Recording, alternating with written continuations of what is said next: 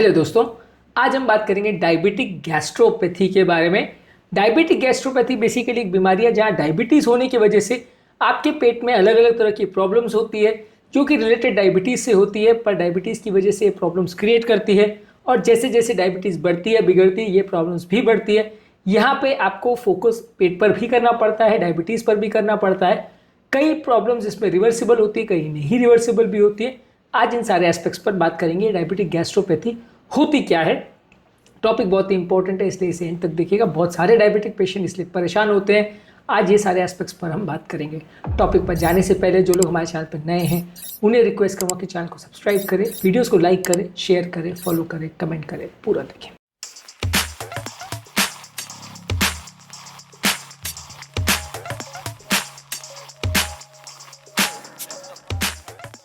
सबसे पहले diabetic gastropathy के क्या लक्षण होते हैं। डायबिटिक गैस्ट्रोपैथी में सबसे इंपॉर्टेंट लक्षण ये है कि जो आंतों का नॉर्मल मूवमेंट होता है वो कुछ नर्व्स द्वारा कंट्रोल होता है। नॉर्मली आंतें एक फोर्स एक्सर्ट करती है जिसे पेरिस्टाल्टिक मूवमेंट बोलता है, जिससे खाना नीचे की तरफ पुश होते जाता है। अब अगर पेट में कई जगह खाना फंस गया तो वो नीचे कैसे जाएगा। हर जगह ग्रेविटेशनल फोर्स तो एप्लीकेबल नहीं है। अब आदमी अगर दिन भर सो रहा है तो ऐसा थोड़ी है कि सारा खाना नीचे बैठ जाएगा या सारा जो मल है या मोशन वाला मटीरियल है वो नीचे बैठ जाएगा। तो यहाँ पे पेरिस्टाल्सिस जो है एक मूवमेंट करती है और धीरे धीरे करके layer by layer muscle contract करते जाती है और खाने को नीचे की तरफ धक्का देते जाती है। डायबिटिक पेशेंट में ये मस्कुलर एक्टिविटी कॉम्प्रोमाइज हो जाती है जिसकी वजह से गैस्ट्रोपैरेसिस होता है, जिसकी वजह से नॉजिया वॉमिटिंग होगा, खाना पेट में भर जाएगा तो नॉजिया वॉमिटिंग होगा, कॉन्स्टिपेशन होगा, पेट दर्द होगा, ये सारे प्रॉब्लम होंगे। इसके अलावा व्यक्ति को फंक्शनल डिस्पेप्सिया भी होता है, यानी खाना खाने के बाद पेट में दर्द होने का एहसास, इनडाइजेशन का एहसास होता है, जहाँ पे बाकी सब जांचें नॉर्मल आती है लेकिन व्यक्ति को इनडाइजेशन और इसकी प्रॉब्लम्स रहती है।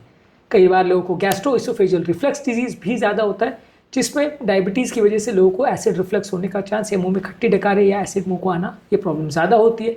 इसके अलावा कई चीज़ों में ऐसा देखा गया है कि जितना ज़्यादा ब्लड शुगर लेवल्स होता है उतना ज़्यादा पेट से रिलेटेड प्रॉब्लम ज़्यादा होने का चांस रहता है।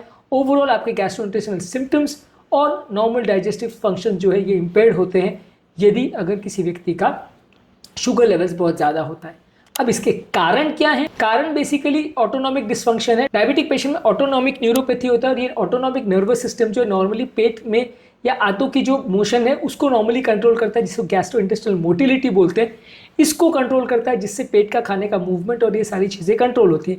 ये सिस्टम डायबिटीज़ में खासकर लंबे समय तक डायबिटीज़ हो तो कॉम्प्रोमाइज़ हो जाता है। इसके अलावा लोगों को स्मूथ मसल डिसफंक्शन हो जाता है, यानी कि लोगों को जो नॉर्मल मसल का मूवमेंट या कॉन्ट्रैक्शन होना चाहिए वो प्रॉपरली काम नहीं कर पाता है। इसके अलावा डायबिटीज़ की वजह से जो नलियाँ आपके पेट को अलग अलग भागों को सप्लाई करती है वो नलियाँ भी डैमेज हो जाती है, जिसकी वजह से लोगों को गैस्ट्रोइंटेस्टाइनल प्रॉब्लम ज़्यादा होती है। ये तीनों सिस्टम काम करते हैं, नर्व्स भी डैमेज होता है, मसल भी डैमेज होता है, नलियाँ भी डैमेज होती है, वैसल्स भी डैमेज हो जाते हैं। इसकी वजह से डायबिटीज़ तीन तरीके से आपकी पेट पर हमला करता है या बुरा करता है पेट का, जिसकी वजह से गैस्ट्रोपैथी डायबिटिक होती है। इसको डायग्नोज कैसे करेंगे? सबसे पहले क्लिनिकल असेसमेंट, अगर लॉन्ग स्टैंडिंग डायबिटीज़ है व्यक्ति को और साथ में इस तरह की प्रॉब्लम्स आ रही है तो आप सस्पेक्ट कर सकते हो कि डायबिटिक गैस्ट्रोपैथी है। इसके अलावा आप गैस्ट्रिक एम्प्टिंग स्टडी कर सकते हैं जिसमें एक रेडियोन्यूक्लियोटाइड मटेरियल या एक सिंटिग्राफी द्वारा आप देखते हैं कि कोई भी चीज़ आपने पेशेंट को दी तो वो कितने देर में एम्प्टी हो रही है, कितना टाइम लग रहा है, उसके टाइम को नोट करते हैं।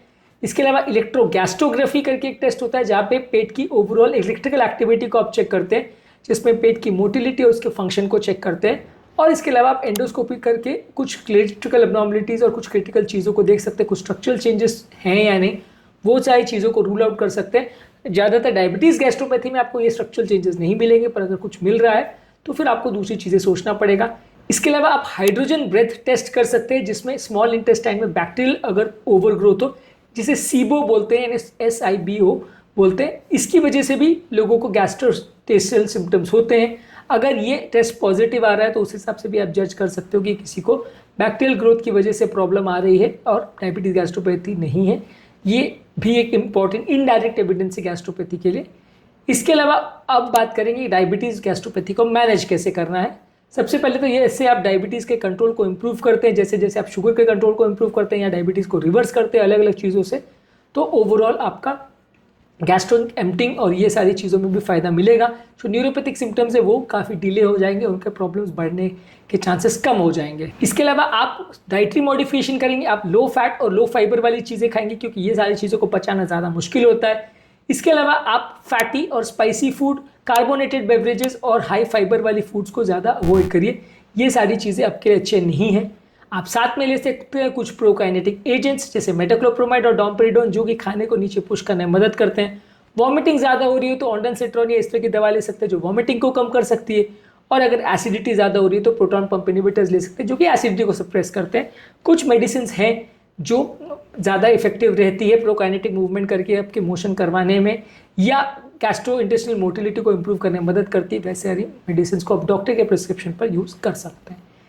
इसके अलावा अगर किसी को बहुत ज़्यादा गैस्ट्रोपरेसिस है, वो खाना बिल्कुल ही नहीं खा पा रहा है, तो आप ट्यूब द्वारा उसको खाना देते हैं या नलियों द्वारा खाना देते हैं जिसे एंट्रल न्यूट्रिशन या पेर एंट्रल न्यूट्रिशन बोलते हैं। अगर किसी व्यक्ति को गैस्ट्रिक एम्प्टिंग का प्रॉब्लम है, जहाँ पे पाइलोरी स्फिंक्टर ओपन नहीं हो रहा और खाना वहाँ पे फंस रहा है, तो वहाँ पे बोटुलिनम टॉक्सिन इंजेक्ट करके वो एरिया को पैरालाइज कर सकते हैं, जिससे गैस्ट्रिक एम्प्टिंग कुछ महीनों के लिए बेटर हो जाती है।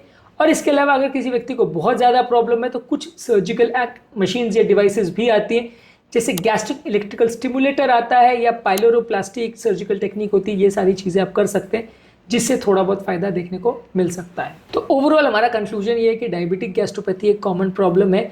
डायबिटीज़ वाले पेशेंट्स को ये ज़्यादा देखने को मिलती है, ज़्यादा आपकी क्वालिटी ऑफ लाइफ को अफेक्ट करती है, ज़्यादातर एडवांस स्टेजेस ऑफ डायबिटीज़ में देखने को मिलती है। लेकिन जब कभी ये होती है व्यक्ति को बहुत ज़्यादा परेशान करती है।